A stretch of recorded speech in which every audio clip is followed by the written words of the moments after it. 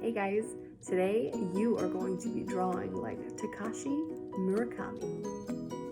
For this project you will need pencil, paper, paint, or markers, or anything with bright color. Alright, first step, and you guys can use pencil and then outline with marker, but I'm going to go straight with marker so you guys can see what I'm doing. The first thing you're going to do is draw the circles for the center of your flowers. You want to fill your page, and you don't want any of your circles to touch. So I'm going to start a little off the center of my paper, and I'm going to draw my largest circle. And this will be my largest flower. And then throughout my page, I'm going to change the sizes of my circles. I'm not really too worried about exactly where they are. I just want to get a good amount of flowers in. Odd numbers are best, so I'm gonna go for 7.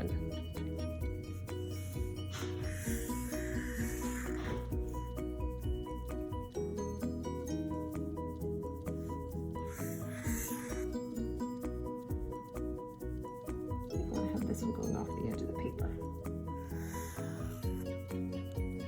All right, first step. Okay, next you want to add faces to your circles. Now you can make all the same faces, kind of like more like Takashi Murakami does. He has a lot of the same faces, but I wanted to change up my faces, and you can do whatever faces you want. After you draw in your faces, you'll probably want to color those in with a black marker. If you're using paint, you can use paint, but you want to color in all of your inside of the face shapes black.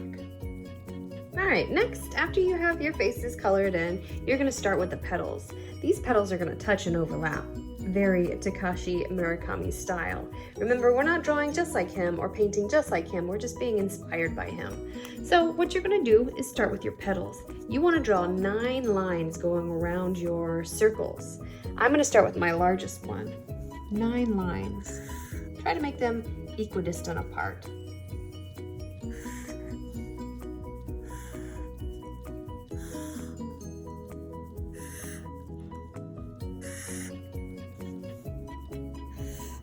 Uh-oh, well, I can make these a little closer.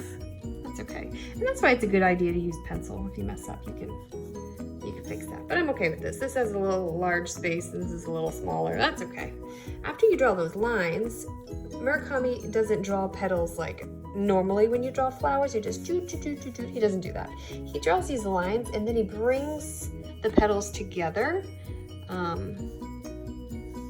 with a curved line. I'm gonna kind of, there we go. Make it overlap a little bit. Maybe that's why he's angry. So kind of like a rainbow line curve. Doing some overlapping. That's a big petal. That's okay.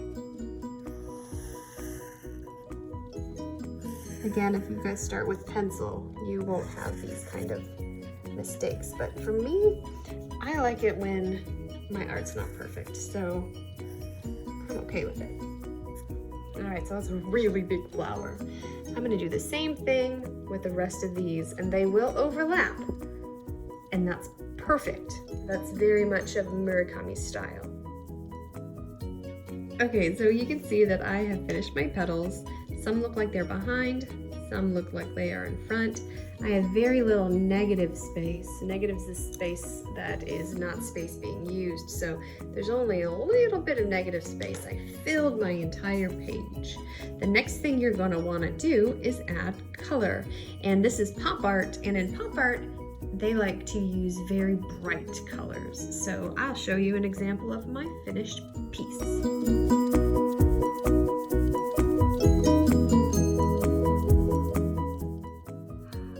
I hope you enjoyed creating your Takashi Murakami piece of pop art. I cannot wait to see what you have come up with.